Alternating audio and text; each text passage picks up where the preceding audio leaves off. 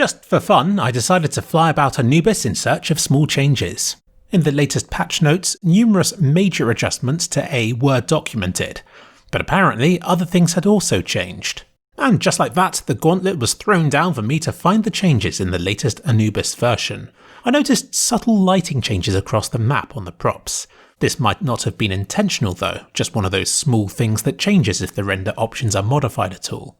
In some places this is an improvement, like on these stones here, which blend in better with their surrounding materials. But in other places, maybe it's not so good, as this bit here now looks like it's glowing slightly. Whatever, it's subjective. Let's search for other changes. I did a load of comparison shots around the map, but this one managed to capture almost every change that I've found. For a start, there's a new stone up here, on the high wall separating B from Long. And the wall here at the entrance of Palace to B has been ever so slightly extended, which will obstruct vision between the two areas ever so slightly, and will provide a bit more cover for everybody around this section. I don't think this was intentional, but there's a big black blob on the arch at CT spawn. Please fix. And a few of the wall textures in middle have been changed to appear more aged, with more wear and tear and fewer clean straight lines. And the fade in distance on this trim has also been extended, though it looks no different up close. He also said that there was a map core Easter egg somewhere, which I don't think I found. But maybe this hotel symbol looks a bit like the map core logo. Maybe. See if you can find an Easter egg, other than the scary face at B's site. There have been some adjustments to the clipping too.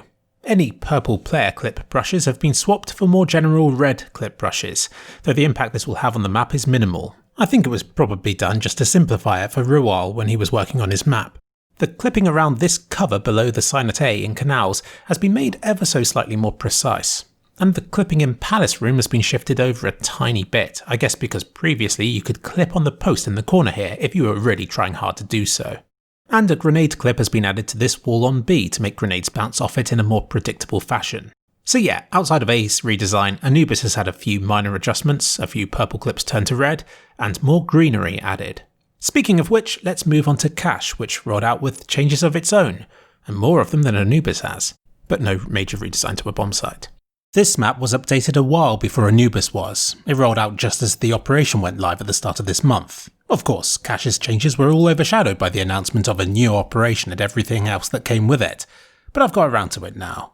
As per usual for FMPone's work, the changes in this map aren't contained to just one or two places, but instead the whole map has been tweaked and changed in hundreds of minor ways, which are most easily seen in comparison shots like the ones that I'll be showing. With these clips I'd usually point out spots of interest as I explain the changes that have happened, but I think these images speak for themselves. The map has been brightened, lightened, messy surfaces have been smoothed out, and the colour and theme of this map has shifted slightly more, away from its initial look and closer to whatever FMPone's master plan is for this map. Soon after this map's release, Shattered Web's custom models came out, and they caused particularly bad visibility problems on Cache's green, foliage-dense presentation. I feel like the changes to this map have, at least in part, been made to improve visibility, and to keep this map at least as clear and as readable as the older version of Cache was. I understand when I see changes made at eye level where there may have been visibility issues, but many of the adjustments are to places like the rafters and to other unplayable zones where I can't imagine visibility was the reason for those said changes. While this map started off extremely green in colour, I'd now call it more of a yellowy red coloured map.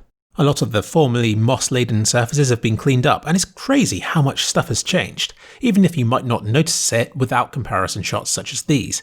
I feel like Sunroom shows the changes most dramatically.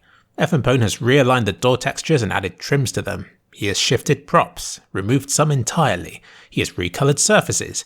It's honestly mad how much has changed in just a few short months of minor tweaks. Here and there plants have been removed or recoloured, and patches on the ground have been retouched and altered, sometimes in the tiniest of ways. CT spawn has changed a lot too. It's been made lighter and cleaner. When there are this many visible changes to a map, I don't even care too much to look for adjustments to clipping, but I'll show them because they more easily show the changes to positions of the 3D props in the level.